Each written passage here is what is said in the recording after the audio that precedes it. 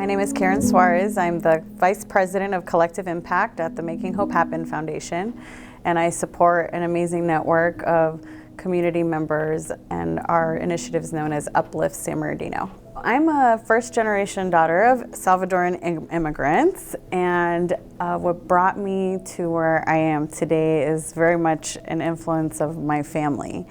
So I grew up in a one-bedroom apartment in Los Angeles and thought that was totally normal for families to, co-living in one space. And when I was 8, my dad decided to move us east, and they were able to purchase their first home. And so I remember vividly that my little sister had drawn this dream house of hers, and it looked just like the house we found, looked just like the picture. And so I will never forget just like what that did for our family, because it provided like new opportunities to come to a safer school district and be able to grow up in a place where we could go for a walk and be a part of the community. Seeing what our city was and knowing what it could be really motivated me to want to be a part of the Making Hope Happen Foundation. I had been a board member previously, so I was a big believer in the mission and what we were doing to be transformative, to make change in San Bernardino. And so it just felt like a good fit. I think probably the most impactful project that we've taken on at Making Hope Happen Foundation was really why we got started, scholarships. We started as the San Bernardino School and Community Alliance back in 1986 with the purpose of providing scholarships to San Bernardino students. Education is transformative. And so we felt like in order to change lives, to change families in San Bernardino, that education was the key.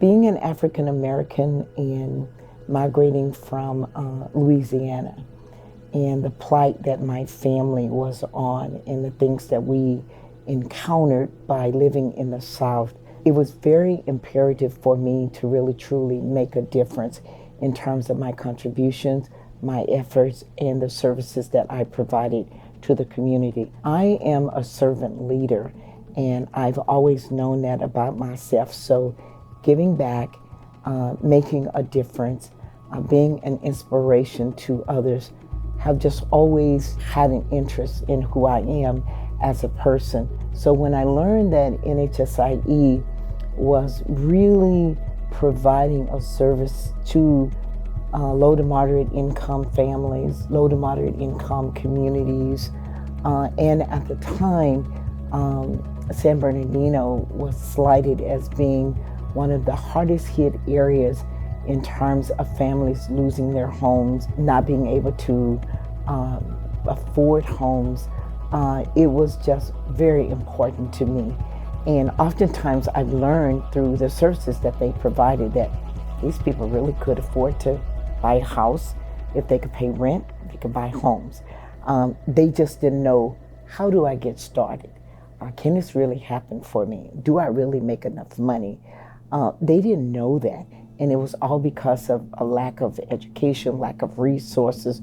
No one never took the time to really share, to educate with them that they could do so.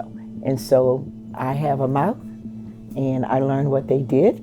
I could share it, I could tell it to them, and I could show them and provide a roadmap for them. And so I just stuck with it because it was very important to me.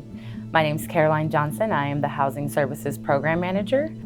My motivation to be part of NHSIE really came from a personal and professional standpoint. Personally, being of a minority, being an Afro-Latina, being Black and Hispanic is something that really motivated me to give back to my community and give back to people that I was working with, and really just putting together something that can make a difference. And NHSIE is doing that by really addressing the disparities that are surrounding our communities, and even to be able to change the footprint we leave, even for my kid as a parent, and showing him what's possible. There's a need for affordable housing all across the United States from what I'm hearing. Yes. And out of the 45,000 calls that we get annually, I hear that over and over and over. The answer is, number one, for our elected officials, it's going to have to come from HUD, either from the national, federal level, for them to start recognizing that we have to make sure there's housing for everyone, not just for the richest of the richest, but just for everyone. Make it affordable across the board. And it's going to be for a nonprofit organization as we are, to make sure we educate those elected officials by inviting them to our community, showing them what's going on, and to identifying those needs through reports, strategic planning, and things like that, so that they can understand that it could happen to anyone. As you begin to talk about NHSIE, who we are, what we bring to the table, one person shared with someone else shared with someone else, and we just keep that kind of trend going in terms of educating individuals. We have community projects that we get involved in. We do educational seminars within the community. We go out and we partner with businesses. We sweep and we clean. Those are ways that you can get involved with us to learn about the services that we provide. And as we educate you, you educate someone else. So we have all kinds of programs. We're continually expanding them. Right now, we've got our homebuyer education classes and our financial developments that come with that. We're expanding into more realty and lending practices. We're trying to increase our down payment assistance availability. All of those are huge factors in being able to get someone who right now is going to be priced out, not able to get the loan that they need, to the point where they're financially stable, they can afford a larger loan, as well as potentially just get connected with a direct property through us or a direct down payment through us to help bridge that gap and really expedite that process of getting them into a new home of their choice. You know, my neighborhood dream for all of San Bernardino would be that everyone would have a place to call home. And I really my dream is that no matter what income level you're at, if you're a recent grad from high school or a college program and you're working, and that no matter what income level you have, that there is a place that they can call home. I think my own personal neighborhood dream for the Inland Empire would be to have the kind of childhood that I had growing up.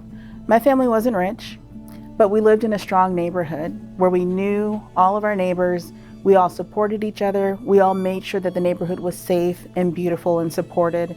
And I'd like to see that for everybody that lives in the Inland Empire. My neighborhood dream for the Inland Empire would honestly be less apartments and more home ownership. And I would say that because home ownership is honestly and truthfully building value for the people that you're gonna leave down the line.